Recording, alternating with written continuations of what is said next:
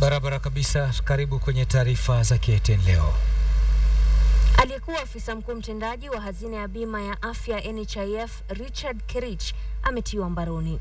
Kerich ametiwa mbaroni na maafisa wa tume ya maadili na kupambana na ufisadi ACC kuhusiana na tuhuma za ufisadi. Kerich anatuhumiwa kusababisha hazina hiyo kupoteza shilingi milioni 116 kupitia zahanati za clinics akiwa na maafisa wengine. Kerich atafikishwa mahakamani mapema hapo kesho.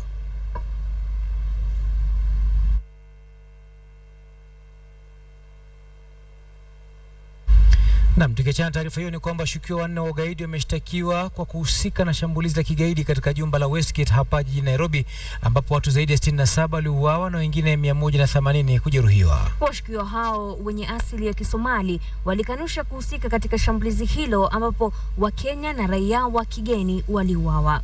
Washukiwa hao pia walishtakiwa kwa kuhusika katika shambulizi hilo wakishirikiana na watu wengine ambao hawajakamatwa au waliuawa waliposhambulia jumba hilo mnamo tarehe 21 mwezi wa Septemba mwaka huu, pamoja na kusaidia magaidi katika kupanga na kutekeleza kitendo hicho cha kigaidi katika jumba la Westgate Mall. Mohamed Ali ana maelezo zaidi. Wanne hao Mohamud Ahmed Abdi, Omar Liban Abdulle, Adan Mohamed Ibrahim aka Adan Abdikadir Elias Aden Deka na Hussein Hassan Mustafa walifikishwa mahakamani baada ya kuhusishwa na shambulizi la kigaidi lililofanyika dhidi ya jengo la Westgate mwezi uliopita, ambapo zaidi ya watu 60 waliuawa na makumi kujeruhiwa. Wanne hao walishtakiwa kwa kosa la kuhusika na shambulizi hilo la kigaidi, ingawa hakuna hata mmoja alikuwemo ndani ya jengo la Westgate wakati wa shambulizi hilo. Washukiwa hao ambao hawakuwa na mawakili walizuiliwa rumande katika kituo cha polisi cha Kilimani kwa wiki moja baada ya kiongozi wa mashtaka kuomba muda zaidi ya kufanya uchunguzi.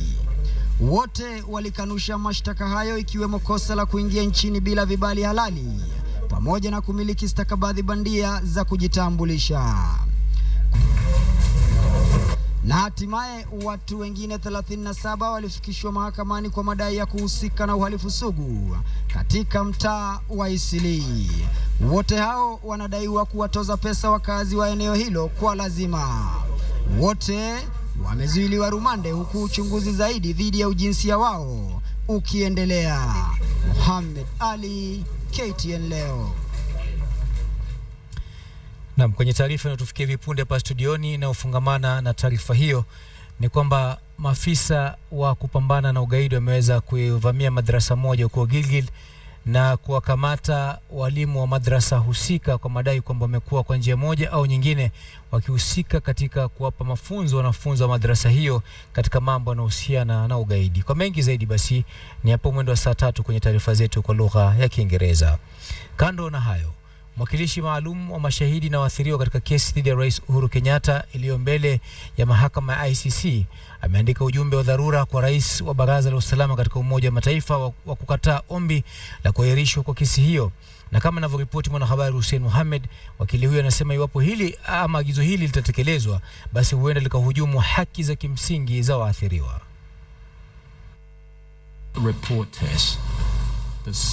Ombi la mwakilishi maalum wa waathiriwa linawadia wakati ambapo kundi maalum kutoka Muungano wa Afrika wanadai Baraza la Usalama wa Mataifa kutaka kesi hiyo kuahirishwa kwa sababu ya masuala ya kigaidi, na hata kugusia shambulizi la hivi karibuni iliyotokea katika jumba la Westgate hapa mjini Nairobi kama ushahidi wa tishio wanalozungumzia la usalama wa nchi na hata katika maeneo ya upembe wa Afrika. Katika arifa ya wakili wa mashahidi na waathiriwa Fagal Gaina, anasema kucheleweshwa kwa kesi hizo kutakwenda kinyume na majukumu ya Umoja wa Mataifa ambayo ni pamoja na kuhakikisha kuwa kuna udhabiti, kwani Rais Kenyatta akimaliza awamu yake mwaka wa 2018 au kuchaguliwa tena mwaka wa 2023, waathiriwa hawatapata haki yao. The victims will be deeply concerned that any deferral or any postponement in the beginning of the trial start date will leave that extra space for interfering with witnesses. We're also seeing higher levels of hostility. For example, President Kenyatta gave a speech to the African Union in which he gave certain descriptions about the court which were not particularly flattering, shall we say. Baraza la Usalama la Umoja wa Mataifa kupitia kifungu cha 16 cha mkataba wa Roma ndio njia pekee ya Kenya kuepuka na swala nzima, na ili kuahirisha wanachama wahitajika kupiga kura. In order to pass a resolution under Chapter 7 of the UN Charter, the Council must first make a finding that there is a threat to the peace in the area. So they would have to make that finding this year, and they would have to make that finding every 12 months. Usaidizi kwa wakimbizi wa ndani kwa ndani haujakuwa kutosha, swala ambalo mwenyekiti wa wakimbizi katika mkoa wa Nyanza anaunga mkono kusema wanahitaji suluhu ya haraka. There's nothing that we can gain if at all that those cases are not going on, because we had a lot of hope with ICC, and if now the ICC cases, the cases cannot proceed, then we are not going to expect any justice. That process should get underway as soon as possible in order that the truth will come out and that both the accused and the victims will have a fair trial. Rais Kenyatta anatarajia kwenda mjini Hague kule Uholanzi Februari mwaka ujao, wakati ambapo kesi dhidi yake itakapoanza kusikizwa. Hussein Mohamed, KTN Leo, Nairobi. Kwingineko, pendekezo la serikali kwa kila familia kuwa na watoto wawili pekee kutokana na hali ngumu za kimaisha limezua mjadala mkali miongoni mwa Wakenya. Baadhi wanasema kuwa na watoto wengi ndiyo ishara ya uwezo wa mwanamume, na wengine wakipinga pendekezo hilo kwa msingi kuwa mzazi anaweza kukidhi mahitaji ya kimsingi ya familia yake pindi anapokuwa na familia ndogo. Habari za mwanamke kuwa mjamzito huonekana kama baraka, haswa ikiwa katika ndoa. Kiumbe kipya kinachotarajiwa kuleta furaha na kuendeleza vizazi vijavyo. Lakini huenda kukawa na kikwazo kwa idadi ya baraka katika familia iwapo pendekezo hili litatiliwa maanani na serikali. The Kenya government aims to stabilize population growth by reducing total fertility rate from the current level of 4.6 children per woman to 2.6 by 2030 and to 2.1 by the year 2050. Odungi Randa ana miaka 73, mwenye wake wawili na watoto 8, na kauli yake ni kuwa maisha ni mafupi na ni muhimu kujaza ulimwengu. Let people give birth because nowadays people are dying like hell. Ukimwi na malisa wetu katika nchi yetu hii.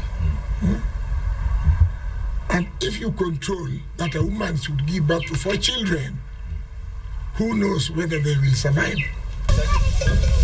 Matumoi Lolkumeni kutoka kaunti ya Samburu, mwenye wake 3 na watoto 16, kwake mzigo wa watoto ni wa familia na serikali haipaswi kuingilia swala hili. Sisi tunataka kuwa wengi.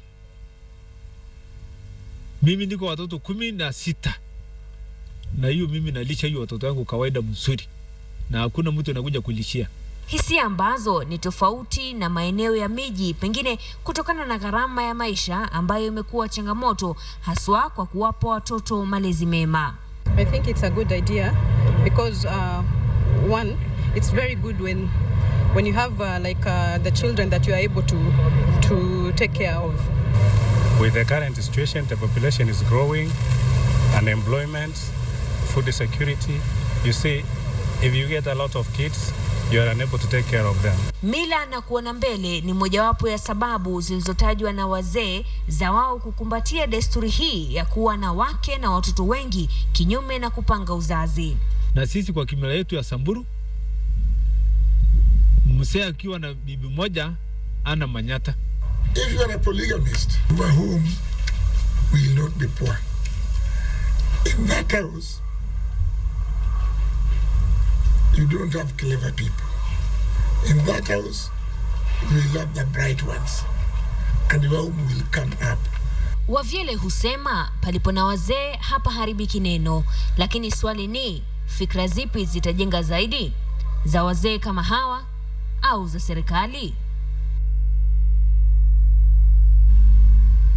Na basi barabara kabisa, taarifa hiyo Mashirima Kapombe mtazamaji ndio tunatufikisha katika sehemu ya kauli yako, ambapo ile tunakuuliza kwamba je, kuwa na idadi kubwa ya watoto kuna maanisha kufaulu maishani? Je, kuwa na idadi kubwa ya watoto kuna maanisha kufaulu maishani? Na bila shaka kufanikisha sehemu hii ya kauli yako, unaweza kuwasiliana nasi kupitia nambari 22155 au kupitia mtandao wa Twitter @KTN Kenya, @KTN Leo, @mkapombe au @darushdaru. Naam, kando na hayo, utata umeibuka katika mtaa wa Woodley hapa jijini Nairobi baada ya maafisa wa baraza kudaiwa kuwafurusha wapangaji kinyume cha sheria na kisha kuziuza nyumba zao kwa wamiliki wapya. Inadaiwa kuwa maafisa wakuu katika serikali ya kaunti ya Nairobi ndio wahusika wakuu katika sakata hii. Kupitia mahojiano ya kipekee na gavana wa Nairobi Evans Kidero, amekiri kwamba kuwepo kwa utata huu na kusema kwamba afisi yake imebuni kamati maalum itakayosimamia nyumba hizo. Afisi hiyo pia imewapiga kalamu maafisa watatu na sasa inasubiri ripoti ya uchunguzi ya maafisa wawili wanaodaiwa pia kuhusika katika ufisadi huo. Mtaa wa Woodley umejipata kwenye vyombo vya habari tena, wakati huu kuhusiana na madai ya ufisadi yanayozingira maafisa wakuu katika afisi ya gavana wa Nairobi. Wapangaji hapa wanadai kuwa maafisa wa baraza sasa wameanza kuzinyakua nyumba hizi na kuzinadi kwenye uwezo wa kutoa mamilioni ya fedha kama hongo ili kupata cheti cha kuzimiliki. These houses are very cheap. Like in Buruburu, people are paying, the houses are between 8 to 12,000 when the market rate is 35,000. So there's a lot of interest in these particular houses. Mtaa wa Woodley uliojengwa mnamo mwaka 1950 una takriban nyumba 300 na hadi sasa kodi imekuwa ikikusanywa na maafisa wa baraza la jiji. Japo ni mtaa wa kifahari ambao umehusishwa na mengi makuu, madai ya ufisadi miongoni mwa maafisa wa baraza ndio yamekuwa pigo kuu kwa wapangaji hapa, ikidaiwa kwamba afisa mmoja mkuu katika afisi ya Kidero ndiye mhusika mkuu. Ili kuthibitisha au kupinga madai haya, tulibisha hodi katika afisi ya Kidero. Any cases of corruption, whether in my office, outside my office, city, county, will be dealt with. Disciplinary cases has actually been taken already. There are some people who have already been sent home. There is a new batch that is actually coming because we are waiting for 2 investigation reports, which should be coming within the week or next week. Again, I'm sure that one is going to send some people home. Ni wazi kuwa afisi ya gavana wa Nairobi imejua kuhusu kuwepo utata huu, na ndipo sasa kamati imebuniwa kusimamia nyumba hizi, hususan kuhusu ni nani atapewa nafasi ya kukodi nyumba hapa. It cannot be that anybody qualifies for a subsidized rental house. There has to be certain parameters that they would be using to determine who then qualifies. Yes, so these are the things that they're going to work on. Because right now everybody qualifies for subsidized housing, which is ridiculous. Baadhi ya wanaoishi hapa ni vizazi vya wamiliki wa kwanza wa nyumba hizi. Je, huenda hili ndio linachangia katika mzozo huu? I think there are few cases like the ones that even governor mentioned, the case of D'Souza. That one we are working on and they will get their house back. We know that was done procedurally and they would get their house back. We have a few cases that we have investigated and we are actually giving people back their tenancy. Ni mtaa ulioangaziwa pakubwa mwaka 2001 pale wakili aliyekuwa akitetea maslahi ya wapangaji hapa Charles Sosa alipouawa kinyama. Waliodaiwa kuhusika katika mauaji yake waliachiliwa huru na hadi sasa utata kuhusu mauaji yake bado haujasuluhishwa. Ni mtaa uliomulikwa tena mwaka 2007. Marehemu Mugabe Were ambaye alikuwa mbunge wa Embakasi naye pia aliuawa katika lango la nyumba yake mita chache kutoka eneo alikouawa marehemu Sosa. Zubeda kwa KTN Leo. Mahakama ya viwanda inatarajiwa kusikiliza kesi iliyowasilishwa na aliyekuwa msajili mkuu wa idara ya mahakama Gladys Shulei dhidi ya tume ya huduma za mahakama JSC. Shulei alikuwa amefika katika mahakama kuu kupinga hatua ya JSC ya kumwachisha kazi. Hata hivyo, kesi hiyo imehamishwa hadi mahakama ya kusuluhisha mizozo ya kikazi kwa msingi kwamba inahusisha mkataba kati ya mwajiri na mfanyikazi. Gladys Shulei aliachishwa kazi kwa tuhuma za matumizi mabaya ya shilingi bilioni 1.2. Hata hivyo, Shulei ameyapinga vikali madai hayo.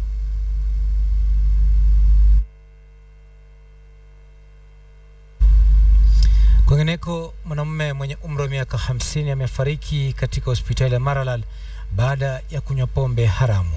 Inadaiwa mwenda zake alikunywa pombe hiyo asubuhi akielekea kumwona mamake aliyekuwa akiugua hospitalini. Iliyolazimu jamaa zake kumpeleka katika hospitali aliyolazwa mamake, na kwa bahati mbaya aliaga dunia pindi tu alipofika kwenye hospitali hiyo. Viongozi wa jamii ya Samburu walilaumu serikali kwa kutochukulia hatua kali za kisheria watu wanaotengeneza pombe haramu, hali iliyotajwa kama inayohatarisha maisha ya Wakenya ambao hutumia vileo vilivyopigwa marufuku.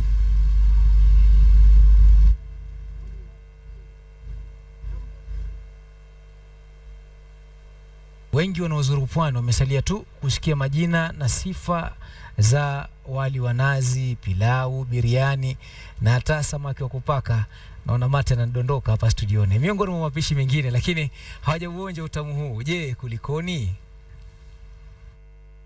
Miongoni mwa mapishi ambayo mara nyingi hunasibishwa na wapwani ni pilau, biriani, samaki wa kupaka, matobosha na hata udohodoho kama vile vitumbua, kaimati na hata halua, miongoni mwa vyakula vinginevyo.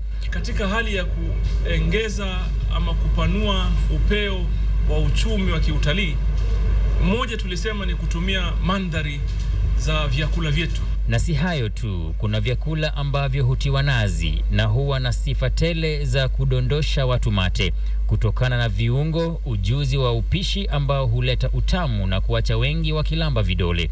Utakwenda uendako uikumbuke na utarudi tu hapa kuitafuta. So therefore hii pia ni katika hali ya kuuza utalii wetu katika jimbo la Mombasa. And therefore tutakuwa tukifanya hayo. Nitaanza na wewe John Juma leo, nitakulisha matobosha alafu nitakueleza matobosha ni nini. Idadi kubwa ya watu wanaozuru au wanaokongamana Mombasa na miji mingine ya pwani hawapati nafasi ya kula au hata kuonja mapishi haya. Kisa na maana, wapwani hawajajitokeza kuandaa mapishi yao kwa wingi kama njia ya biashara inayolenga idadi kubwa ya wageni. Local investment in catering haijawahi kuweza kuwekwa katika levels ambazo kwamba ni kama hizi. We therefore look forward to serve a wider diversified clientele in all their needs, such as lunch, conferences, wedding ceremonies, birthday parties and other customized requested catering services. Hoteli zinazoandaa mapishi haya ni chache, na sasa wapwani wanapewa changamoto kunadi na kuuza mapishi kama chambo cha kiutalii.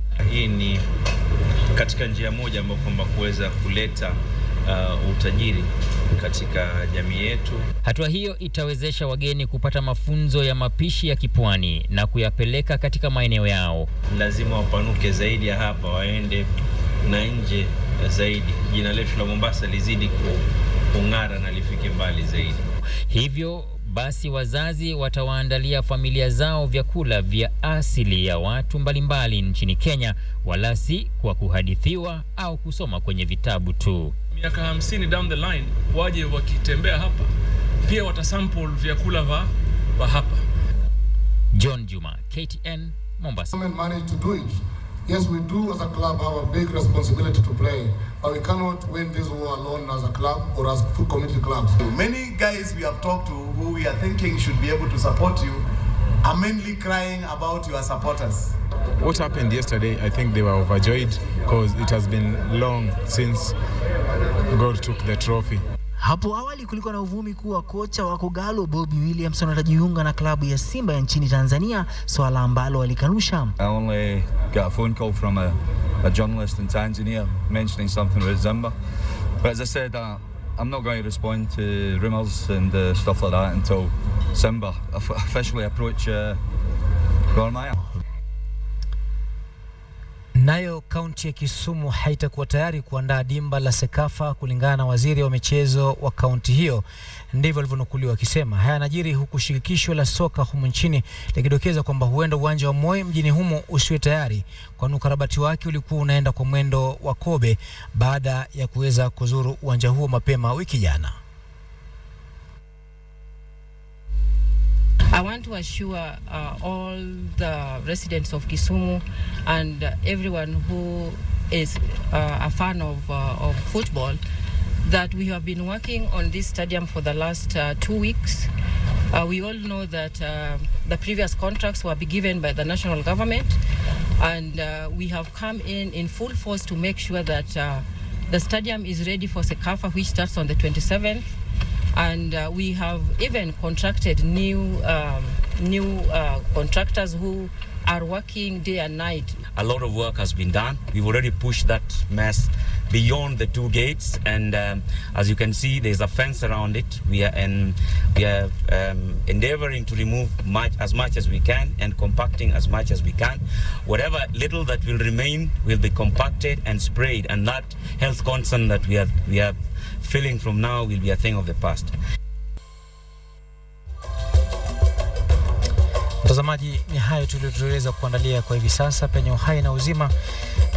Tutakutana tena papa hapa kwenye taarifa za KTN Leo. Mimi ni Ahmed Darwesh, uwe na usiku mtulivu.